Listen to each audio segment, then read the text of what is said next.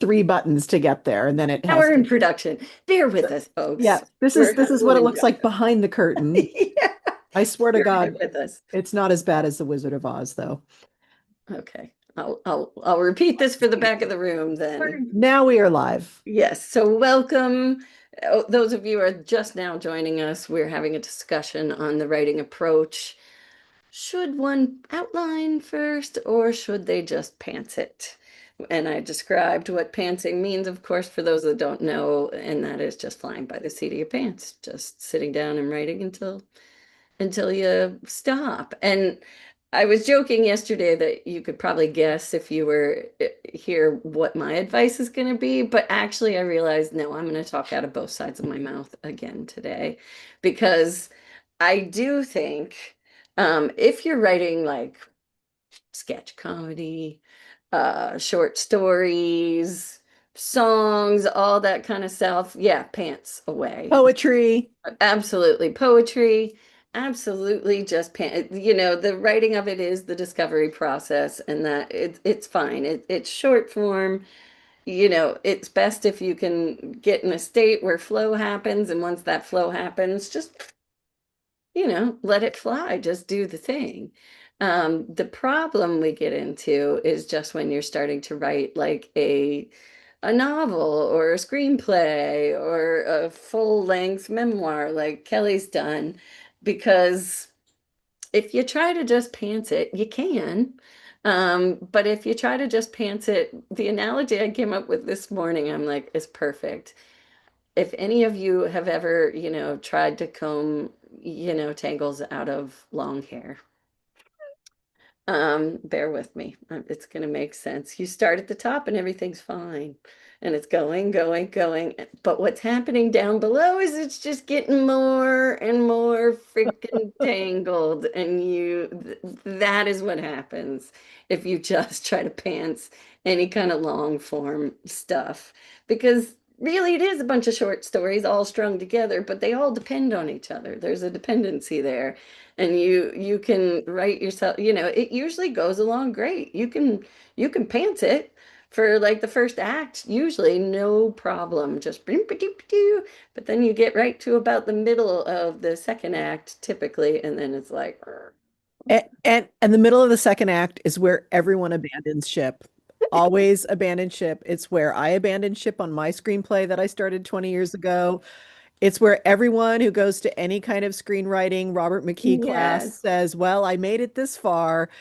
And that's such a good metaphor, Holly. I love that. And then you just have this rat's nest you do. of threads that are important, but you don't know how to untangle them and how they have relationship with each other. Oh my God. That is Brilliant. exactly what it is. I mean, and I know from the pain of experiencing it. And then, God forbid, the worst thing that happens is that that first act and first, second part is brilliant. Like you did a great job. That's the worst thing that happens, because now you're really attached to a lot of the things that you created, only to find out that they might be a tangent, frankly.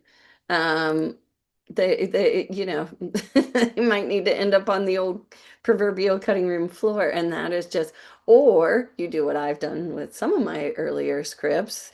You try to justify keeping it all in there, and then it turns into like this wart on the side of your story because you or you get your brain in a complete and utter tangle.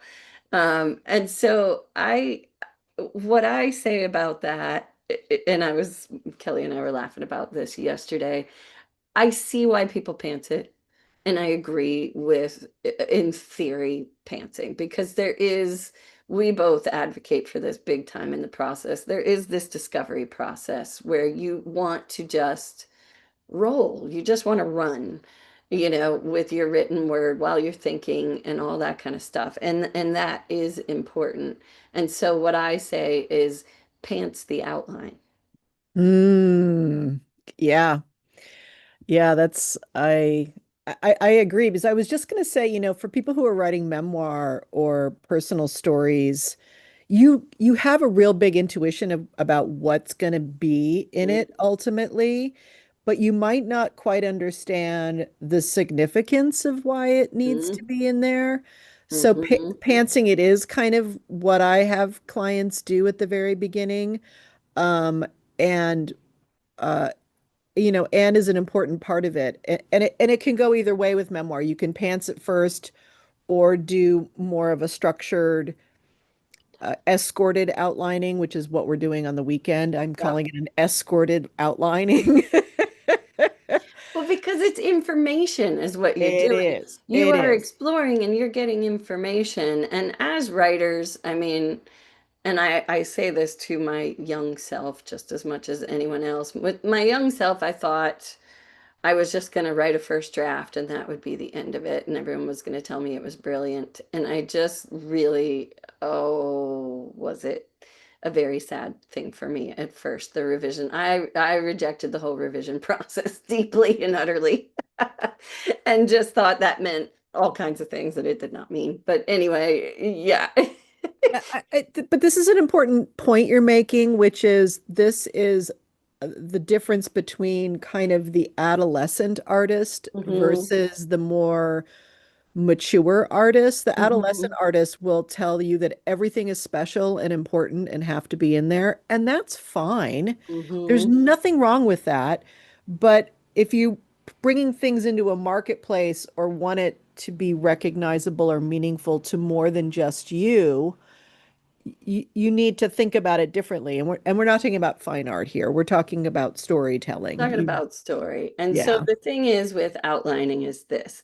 It's really just more about more metaphors. It's like data management. When you're dealing in pages, you're dealing with all the details and it's just too big. So instead, if you're pantsing your outline, which really means that you are exploring on the page, but you're not getting attached to any of your words. It's the equivalent of journaling.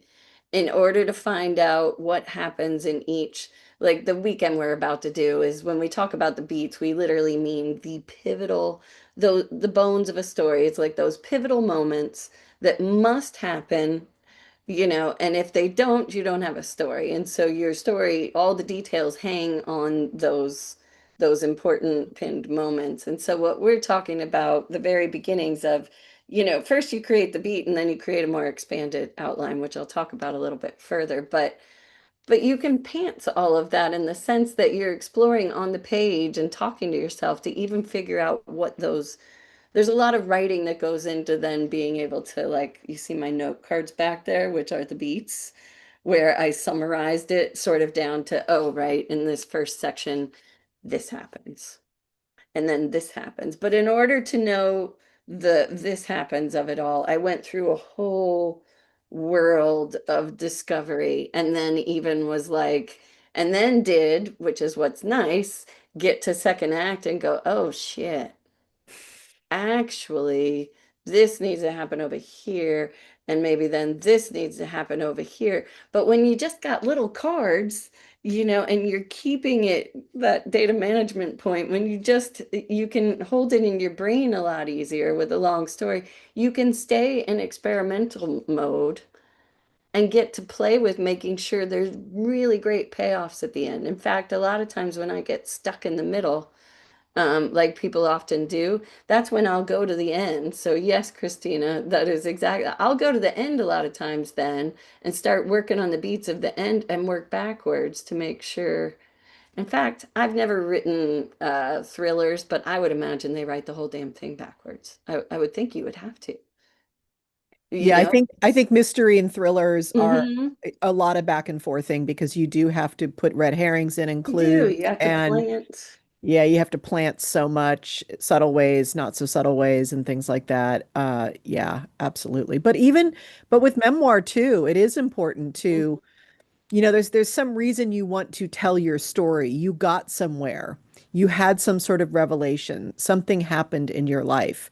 So you're not pantsing the outline in that way, but you are starting a bit with the ending, and you do, in some ways, Mm-hmm. have to reverse engineer, which is really great for people, actually. And this is why Mm-hmm. I also invite non-story writers to come in to this weekend because you do a little forensic on your own life. Like, because the reason I wrote my memoir was because I want to understand, like, how did all that happen and how the fuck did I get here? Like, that's the question. How the fuck did I get here is really the answer that you're looking for. And for the hero too, in a fiction thing, is how did they get there when they started so far away from that, you know? So, yeah, reverse engineering from endings once you've pantsed it in or you know it enough is going to be a lifeline for you, especially middle of second act forward. You almost can just use the ending to help you figure out, especially in fiction, how to get there. Exactly. So if you were truly pantsing without any of that pre-work of outlining, I guess what I would say is you'd miss out on all that chance while it's still manageable, while Mm. it's still not, because if you have to go back and read everything like you've got this nice, it's much more in the macro, and you can play around and you can experiment and you can make sure you really, really have a handle on your story. And I know some people don't do it too because they're afraid. Kelly and I were talking about this yesterday. They're afraid that it won't be fresh anymore. Like if they, if they, but it, yeah, It will. It will it's the because opposite this too. is the story your heart has to tell, and it's probably already been hanging around and poking at you for a long time. It's not going anywhere. It's actually going to be so happy that it has a place to live now Mhm. and a little house to move into. So if anything, it's going to heighten the freshness of it all because you are now going to be inspired in a Yeah. whole different way. Well, yeah, your own inspirations inspire new inspirations is what happens, and that's where that great layering comes from. Because I mean, it is literally, again, I look at my old little my baby artist self and kind of laugh at her a little bit because it's like now, knowing what I know now, I see there's no friggin' way you can figure it all out in one draft. Like no frigging way. If it's going to be a compelling, layered, interesting story that crosses all the T's and dots all the I's and all of that, I mean, there's just no way. Even from a psychological standpoint of it's hard to be in your heart center dealing with the emotions of a story while simultaneously in the head figuring out very plot and edity kind of things, like Or the logic of the story. I mean, it yeah, it really is the draws from logic of different. the story. Yeah. Hmm. That's such a great point because you are having to kind of do that dual dancing anyway on some level. You're Hmm. always kind of witnessing and then going back in. But if you're witnessing and having to figure out and being inside the emotional truth of it all, you're gonna feel very lost too. It's gonna be an uncomfortable writing process. You're not gonna Yeah. you're not gonna love the process. You will not love the process. And I did not, so I get it. And I think that's where writer's block comes from, to be honest with you. I think it's less, I would call it maybe writer's traffic jam. I think you're trying to do too many aspects at once that don't go together. It's too much executive function or Yeah. something like that, where your brain goes, I don't know what I'm supposed to be doing right now. So therefore, I'm going to do nothing. Yeah. And if you could give yourself permission, that's what we try to do in the curriculum too, is give yourself permission to focus only on this aspect for a little while. Like Yeah. think of your entire story only from this point of view for a whole pass. And now Yeah. think of it from this point of view for a whole pass. And then Mm. think of it from this way, like because because I know what happens when you don't give yourself permission to Mm. sort of settle into the different layers on their own you know. Um, Yeah. That's great. so yeah, I'm trying to think, is there anything else in that regard? Um, Well, and I just want to speak just for a moment a mm, little bit to how, the difference between fiction and memoir, in that fiction, there are some, you know, you don't have to be like a Puritan about it, but there are some ways in ways story unfolds that are very obvious. And there's, you mm, learn these kind of forms inside of it, right? And the two, well, the biggest one we've learned, and most people talk, know is the hero's journey. That's been a big influence on Hollywood. But it is I mean, the reason it's an archetypal storyline is because it's archetypal. It's a human storyline. We are all challenged by something and we get the courage to face the challenge and we get changed by it in the end. Whether we choose the challenge or the challenge chooses us. Hmm. And then there's another type of story which we see also in filmmaking, but also a lot in fiction and novels, is what we call the heroine's journey. And these aren't gendered. A hero can be a male or female, and heroine can be male or female. But this is more about being in a world where some part of you is hidden and you can't take it any longer, and it starts to leak out and it starts to change your world. And in some ways, they're kind of similar when it comes to memoir because it's like it takes courage to be our authentic self, and either something external forces us to do that, or we That's change the it. big difference, I would say. There's an external force or there's an Yeah. internal. But no matter what, you're dealing with consequences of that, consequences of the change in your external world and in your internal world. But for memoir, so much of it can be and that's the thing I love about novels too, because you get to hear the character's inner life. You're hearing the inner struggle of it. Mhm. And and and so, and Holly and I lean into these archetypal story structures to help you get these basic beats done, Mhm. especially if you're doing a screenplay or something like that, because they kind of almost Mhm. need it. But no matter what, there is a way to play away from those structures too. Absolutely. So that even though we kind of offer, especially over the weekend, we offer kind of like, these tent poles of places we take you throughout the story. Even if your story doesn't fit perfectly in it, the one that you must tell, your heart must tell, know that the work that you do through thinking through what you have to change, how your world changes, how people around you change, how you regret changing, how you love all these things, all these interior things we get into over it really helps you, no matter what, understand what the character, and in memoir, the character is I am the hero, the heroine, what this character goes through, no matter what. Yeah. And I always encourage people to not get hung up on well, I'm not writing it this way, or this isn't my kind of story. It's like, don't worry. This is a fact-finding Yeah, mission. it's not the boss of you. It's just to help you know. And not the boss of you, and it's not set in stone, as you always say, Holly. Like this is a Mhm. first loosey-goosey pass, Mhm. is what we're talking about, overall in the work we do with our Yeah. clients. And overall, we encourage people, even if they don't work with us, to do a first loosey-goosey, not set in stone outline so Yeah. that you don't get too lost in the weeds when it comes to down inside the story where you've concocted worlds now and relationships and stakes. Yep. And you just made me remember something too, that distinction like you were talking about between screenplay and novel. Because like with folks that I work with that are writing novels, with them sometimes after we do like a weekend like we're about to do where they do find those major beats, which is really rudimentary. Like it's just the tiniest version of this happens and this happens and this happens. Where I would say then an outline is like helping you find all the connective tissue and planning that ahead of time between each of those things that happens. I would say for novelists, a lot of times I'll say maybe from there you start pantsing from your like sometimes I'll have them stick their beats right into a document just so Hmm. it's like a little talisman. It's just and then it treat it like an accordion and they can just start pantsing from there because like you said in a novel, you get to write everything people are thinking. I mean, there's a lot of leeway with a novel in telling your story.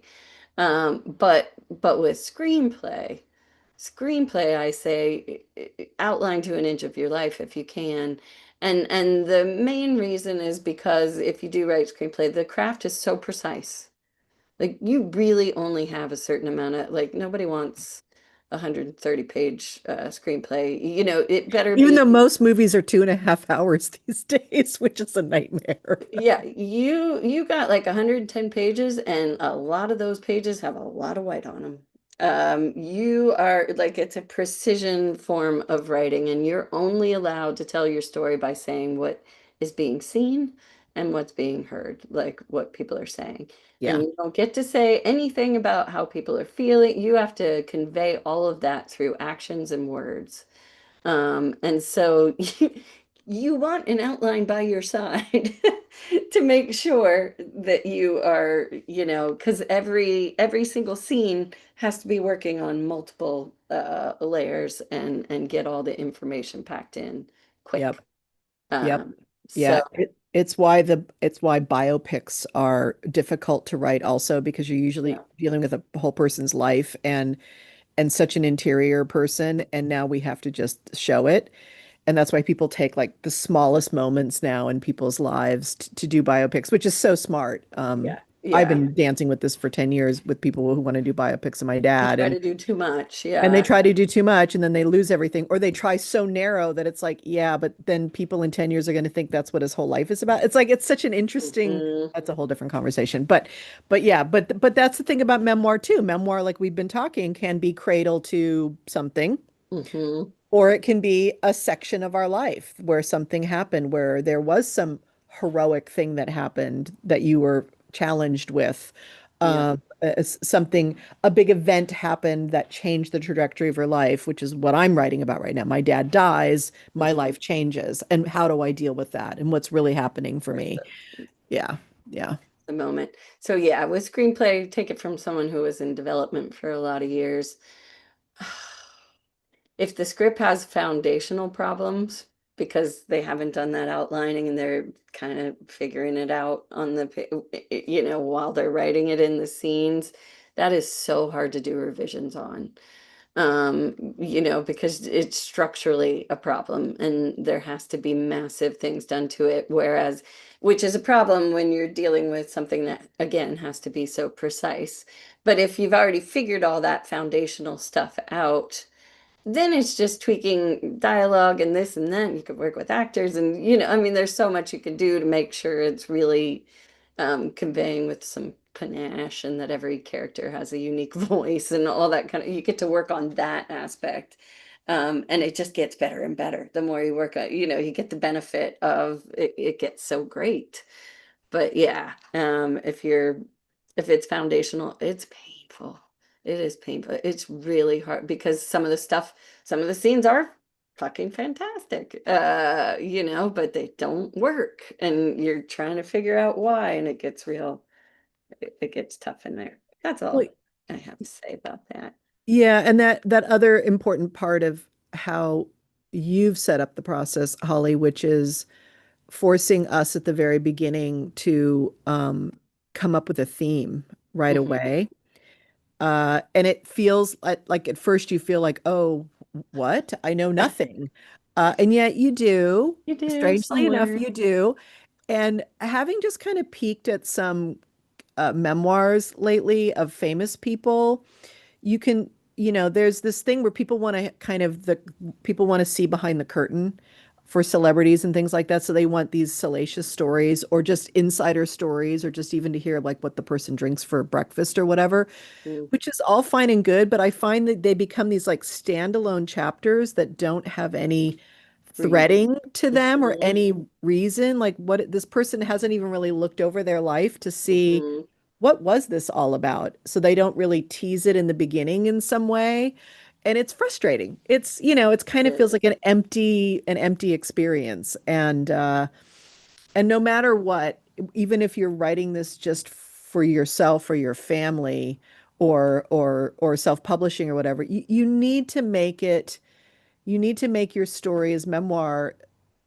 The beginning really help set up the reader Hmm. You do. You have to for the kind for of. the adventure. Even if it's the most subtle adventure possible. But Well, and you don't have to hit them over the head with it. It's one no, of those things no, where if you know it, you will lead them.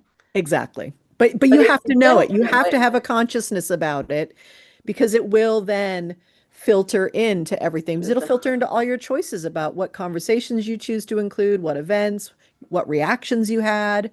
Yeah, and you That is don't a need, hundred percent true, yeah. Kelly. I think that you're like leading the witness, really. You are. You are in some ways. You are, as you are always as a storyteller, you're leading the witness. Hmm. As a comedian, you're leading the witness. You're Hmm. taking them down one road so that you can bring And them over yeah, back here and the laugh occurs. yeah. It's the form of oration. It's the form of sharing story also. So Well, yeah. and that's why we do it at the top is not to torture. But because I remember there was a quote, oddly enough, I think it was like Einstein or something, but it was something like if you can't sum up what your story's about in a few sentences, you don't know what it's about. Hmm. And you have to, as a writer, know what it's about. And of course, your story's about a lot of things, but there's Yes. one thing it's really about. Yeah. And you have to know what that thing, like there's one underlying thing that again, I think Kelly was talking about that yesterday, that if that wasn't there, the whole thing falls apart. Like, so And that then outlining gives you the advantage of really making sure, am I still serving this theme? Am I still serving the challenge that the hero slash yeah. ego? And it helps you clarify that theme. Like Yeah. absolutely, you take a guess at first, and then as you go through that outlining process, it starts to be, oh, okay, actually, it's really this. Like you start tweaking on the variations of what that theme is, and by the end, you be like, right, this is what it is. But it keeps guiding you like we'll use it like the true north of it all. It keeps Hmm. guiding you through the writing process, even just keep continuing to reach for the what is it, Yeah. like in its most, like we do sometimes, you and I with the coaching, like what's the stand for this day or whatever, and know Yeah. the stand, then everything else makes. Right. You filter your choices and your thoughts through Hmm. the stand. Exactly. Hmm. Yeah. Yeah. So I think that's all I have to wax on about that. Did you have any more thoughts before we open it up to? No, just, there is this kind of difference that we do around the memoir stuff, which is, because it is an I story and it is a real story, it's slightly different. But and the first person way is important, but also outlining seeing yourself as a character can be helpful too. So that's one thing to play with, but at the beginning I like the first person. What did I do? What did I experience? And what happened to me? And what must be in it. That's why I do something called the 100-word bio, because that gives you an idea of what must be in it. And that's the intuitive pantsing section. Yeah. But then you do have to make sure, is this serving the overall theme and the overall story? So, but that's it. That's all I have to. So Yeah. Okay. anybody, Well, and I have one last question for you in that regard. Do you think with memoir, um, that maybe it's important to let people remember their stories in whatever order they come? oh Like yes. Oh, maybe 100%. use the prompts out of order, for example, just to. I would say use the prompts in order, but Hmm. as you write, Hmm. choose which sections you want to write first. Like Hmm. what sections call to you, Hmm. or what sections feel easiest, maybe. Hmm. That like have to be told, because then that might be then something that everything else will hang on. Hmm. Because if it's a story that's somewhere in the middle, then you're going to be moving towards that at some point, Hmm. and you're going to be moving away from it. Yeah. So you can get, and that's more when you're kind of like big picture looking at it. But I think it's fine to follow the prompts in a more linear fashion, Yeah. uh, because that's how you write your bio too. You start here, you kind of end here. The parentheses Yeah. are important, but really, what are those things in the middle that have to be spoken and told for audience to understand them? And audience can be yourself also, by the Right. way, usually is Right. to begin with. Well, let me also mention that you're not going to go through the prompts once. There's people here that have gone around them, circled around them many, many times because you can't. You can't. You So can't. it's a circular process. It's not meant to be It so is, and sometimes, linear. Yeah. yeah, and sometimes you're not ready to answer part of it. You need kind of Mm-mm. some Big information to scoop. kind of Hmm. put the synopsis of what the part's about, but it's like, Oh, I haven't even gotten to how that affected my mother or how I think it's going to affect my Right. mother. That's going to be for another day. Write a note about that. But yeah, you can't do it all at once. You do what your psyche believes is necessary to get you to this first step of it. Yeah. All right, good. Well, that was the talk portion, so we can say goodbye to all the Oh, people